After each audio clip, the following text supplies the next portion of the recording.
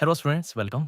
हमारा जो शॉर्ट्स का चल रहा है ट्रेंड, अभी हम उसमें पहले थर्मोडायनामिक्स डिस्कस किए, देन हमने some basic concept of chemistry पर क्वेश्चंस की। एग्जाम में ज़रा आपको मैं बताऊँ तो some basic concept of chemistry में आपको लॉजिकल एटॉमिक थ्योरी का थ्योरी पार्ट पढ़ना है।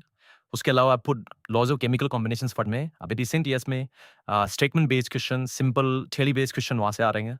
2 साल पहले सिग्निफिकेंट फिगराइजेशन दिया था, तो एक बार आप उसको फिजिक्स और केमिस्ट्री दोनों में कवर कर लें। देन उसके बाद LR based problem, percentage purity based problem और बेसिक स्टोइचियोमेट्री बेस्ड प्रॉब्लम ये आपके आती है। एक लास्ट है कंबशन बेस्ड प्रॉब्लम। 3 वीडियो बना रखे हैं, आप उनको देखेंगे। अगर कोई और वीडियो आपको चाहिए तो मैसेज करें, टेक्स्ट करें। अब हम चल रहे हैं some structure of atom part पे। यहाँ पे मूव स्टार्टिंग में स्पेक्ट्रम वगैरह को डिस्कस करते-करते क्वांटम मसलर बढ़ेंगे। तो इसमें ट्यूशन यहाँ पे बहुत ही अच्छा है, जिससे आपका स्पेक्ट्रम पार्ट कवर हो जाएगा। ट्यूशन कह रहा है the number of following statements which are incorrect. पहला है line emission spectra are used to study their atomic structure. ये सही बात है। लाइन एमिशन स्पेक्ट्रम जो एटम्स के होते हैं, इनकी स्ट्रक्चर को देखकर हम समझ सकते हैं कि उसमें इलेक्ट्रॉन से कैसा हुआ। दूसरा, the emission spectra of atoms in the gas stage shows a continuous flood of wavelength from that to world. ये बच्चों स्टेटमेंट इसलिए बताता है कि एटम्स का जो एमिशन स्पेक्ट्रा होता है वो कंटीन्यूअस स्लाइड नहीं होता था। एटम्स का जो लाइन स्पेक्ट्रम होता है उसमें कुछ पर्टिकुलर डिस्क्रीट फ्रीक्वेंसी की लाइन मिलती है, कंटिन्यूटी नहीं होती है।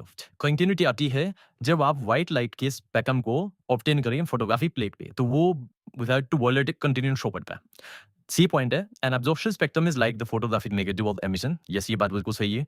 एमिशन स्पेक्ट्रम में जब एटम को एनर्जी प्रोवाइड करते हैं तो एटॉमिक सैंपल को दी गई एनर्जी से इलेक्ट्रॉन एक्साइट होते हैं।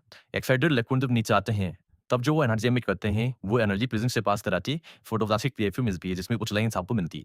पर एब्जॉर्प्शन स्पेक्ट्रम में क्या होता है कि आपने व्हाइट लाइट वाला जो सैंपल है उसको एटॉमिक गैस सैंपल की आस्किन से बुला, तो जो एटॉमिक गैस सैंपल है वो उस व्हाइट लाइट के साथ रेडिएशन से कुछ को क्या कर लेगा, एब्जॉर्ब कर लेगा।